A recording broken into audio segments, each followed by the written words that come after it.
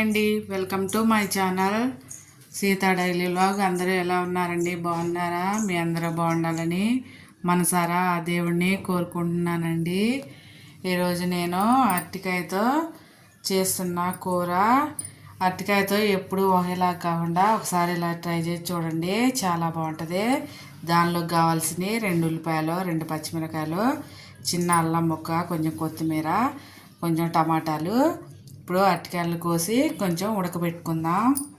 గిన్నెలో 1 గ్లాసు నీళ్లు పోసుకోవాలండి, ఒక పెద్ద గ్లాసు. అందులో 1/2 స్పూన్ పసుపు,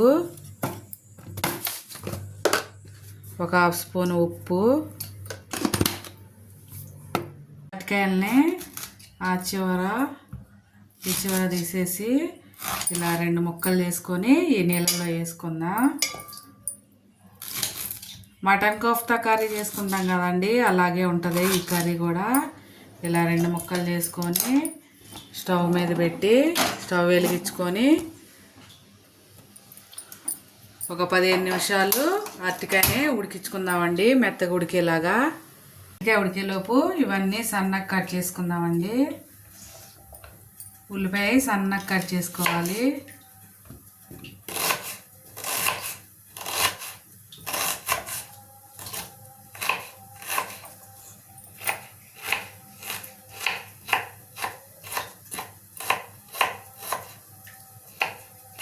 సన్నగా కట్ చేసుకుందాం అన్నీ. టమాటాలని మిక్సీ పట్టుకోవాలి. మిక్సీ జార్లో వేసుకుంటున్నా.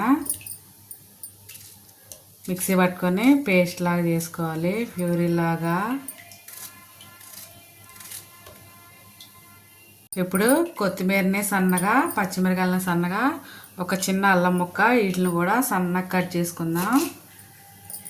అరటికాయలని కుక్కర్లో కూడా వేసుకోవచ్చండి, 2 విజిల్లు వేస్తే అయిపోతుంది. నేను ఎందుకులే అని ఇలా ఉడకబెడుతున్నా గిన్నెలో వేసి. మీరు కావాలంటే కుక్కర్లో కూడా వేసుకోవచ్చు, 2 విజిల్లు వేస్తే అయిపోతుంది. ఇప్పుడు వీటిని కూడా కట్ చేసుకుందాం. అన్నీ ఇలా కట్ చేసి పెట్టుకోవాలి. కొంచెం అల్లం చూసారా, చిన్న చిన్న కట్ చేయాలి. పచ్చిమిరకాయ, కొత్తిమీర, ఇంకా ఉల్లిపాయలు. ఇది మిక్సీ పట్టుకొని మెత్తగా పేస్ట్ చేసుకున్నా, చూపిస్తా. అరటికాయలు ఉడికిపోయినాయి. ఇప్పుడు స్టవ్ ఆపేసుకొని చల్ల నీళ్ళలో వేసుకుందాం అరటికాయలని. అరటికాయలు ఒలుచుకొని ఇప్పుడు ఒక గిన్నెలో వేసుకుందాం. ఒక 5 నిమిషాలు ఉంటే బాగుండేది, వేడి తగ్గిపోయేది. ఇలా ఒక గిన్నెలో వేసుకుందాం అన్నీ ఒలుచుకొని. ఉడికిపోయాక ఇలా పొట్టు వచ్చేస్తుంది,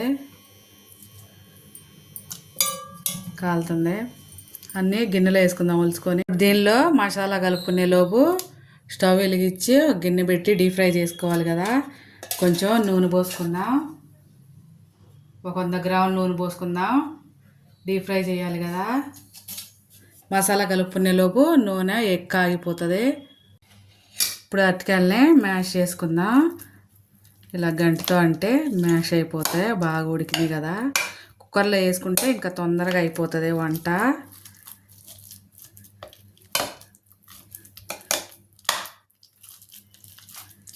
ఇలా అంతా మెతుక్కోవాలి మెత్తగా. మ్యాష్ చేసుకున్నాక దీనిలోకి మసాలాలు: 1 స్పూన్ కారం, 1/2 స్పూన్ ఉప్పు, 1/2 స్పూన్ ఏమో ధనియాల పొడి, 1/2 స్పూన్ ఏమో జీలకర్ర పొడి, 1/2 స్పూన్ ఏమో గరం మసాలా పొడి. ఇవన్నీ ఇప్పుడు ఇందులో వేసుకుందాం.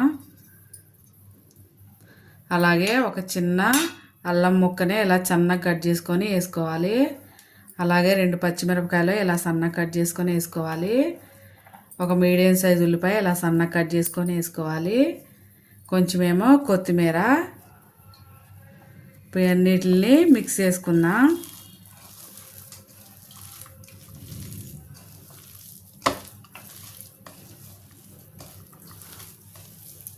ఇప్పుడు ఇందులో బైండింగ్ కోసం ఒక 2 స్పూన్ల శనగపిండి వేస్తున్నా అండి. 2 కాయలకే 2 స్పూన్ల శనగపిండి వేస్తున్నా. దీన్ని కూడా కలిసేలా కలుపుకుందాం. ఇప్పుడు ఇలా కలుపుకున్న దాన్ని ఇలా బాల్స్లా చేసుకొని ఒక దానిలో పెట్టుకుందాం.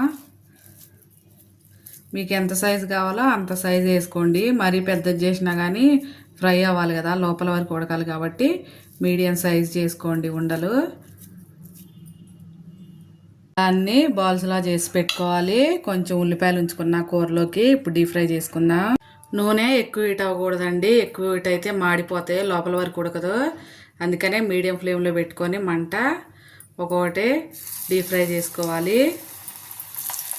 నూనెలో వేసిన వెంపనే కదపకుండా ఒక 2 నిమిషాలు అయ్యాక ఉండనే కలుపుకుందాం.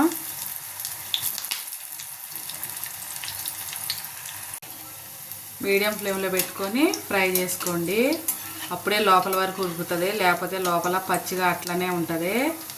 మంట పెద్దది పెట్టుకోవద్దు. చాలా బాగుంటుందండి ఈ కూర. ఎప్పుడు పప్పుచారు చేసినప్పుడు ఫ్రై లేకపోతే కూరలాగా కాకుండా ఒకసారి ఇలా ట్రై చేయండి, చాలా బాగుంటుంది. అలాగే ఎప్పుడన్నా ఇలా ఫ్రై అవ్వాలి. వీటిని తీసి ఒక గిన్నెలో వేసుకుందాం.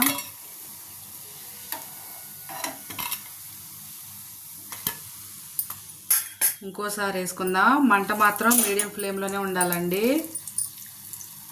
ఎప్పుడన్నా ఒకసారి కూరగాయలు ఒకటొకటి మిగిలిపోతుంది కాండి, అప్పుడు కూడా ఇలా చేసుకోవచ్చు, చాలా బాగుంటుంది. అన్నీ ఫ్రై చేసుకుందాం ఇలాగే. బాల్స్ అన్నీ ఫ్రై చేసా. ఇప్పుడు వీటిని గిన్నెలో వేసుకొని దీని మీద కంచుడు పెట్టుకొని దీంట్లోనే కొంచెం నూనె పోసుకుందాం. ఒక 2 స్పూన్ల నూనె. ఇందులో 1 స్పూను ఆవాల జీలకర్ర వేస్తున్నా. వేగాక ఒక ఉల్లిపాయ వేస్తున్నా. ఉల్లిపాయని మంచిగా ఎర్రగా ఫ్రై చేసుకోవాలి. వేసి పసుపు కలుపుకుందాం. పచ్చిమిరపకాయలు సన్నగా కోసుకొని వేసుకున్నా. ఇప్పుడు మిక్సీ పట్టుకున్న టమాటా వేసుకున్నా. టమాటా మంచిగా మగ్గిపోయి నూనె అంతా పైకి వచ్చేలాగా ఉడికియాలి. చూసారా బాల్స్ భలేగా ఉన్నాయి కదండి. వీటిని ఇలా కూడా టమాటా కెచప్ పెట్టుకొని తింటే చాలా బాగుంటుందండి. ఎందుకంటే మసాలాలు అన్నీ వేసాం కదా. చూసారా ఎంత బాగున్నాయో. చూడండి ఇలా సాఫ్ట్గా ఉన్నాయి భలేగా. ఇలా ఉడుకుతున్నప్పుడు ఇందులో ఒక 1/2 స్పూన్ ఉప్పు, 1/2 స్పూన్ జీలకర్ర పొడి, 1/2 స్పూన్ ధనియాల పొడి, ఒక పెద్ద స్పూను కారం వేస్తున్నా అండి. ఇది కూడా కొంచెం సేపు ఉడికిద్దాం. ఉప్పు కారాలు ఉడికి అలా నూనె పైకి వచ్చింది కదా. ఇప్పుడు ఒక చిన్న గ్లాసు నీళ్ళు పోసుకుందామండి.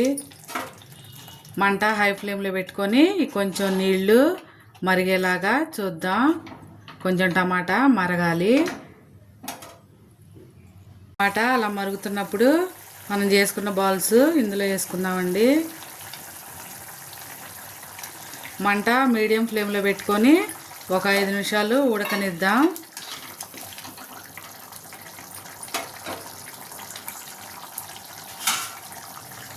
మూత పెట్టి ఒక 5 నిమిషాలు ఉడకనిద్దాం.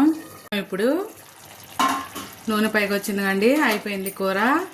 అన్నీ ఇంట్లో ఉన్న వాటితోనే 2 అరటికాయలతో ఇలా మంచి కూర చేసుకోవచ్చండి. ఎప్పుడన్నా ఒకసారి, బయట నుంచి తెచ్చే ఏం లేవు, అన్నీ ఇంట్లో ఉన్న వాటితోనే. ఇప్పుడు గిన్నెలో వేసుకుందాం.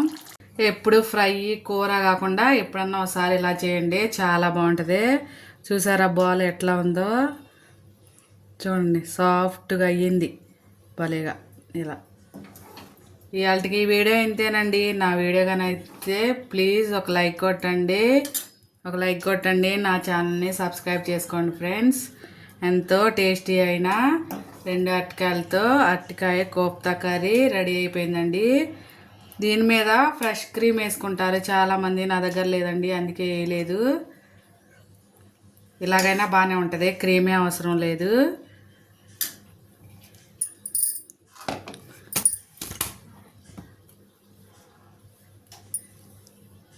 కొంచెం కొత్తిమీర ఉంది, అది వేస్తున్నా. ఫ్రెష్ క్రీమ్ ఉంటే అదైనా వేసుకోవచ్చు. అంతే, రెడీ అరటికాయ కోఫ్తా కర్రీ.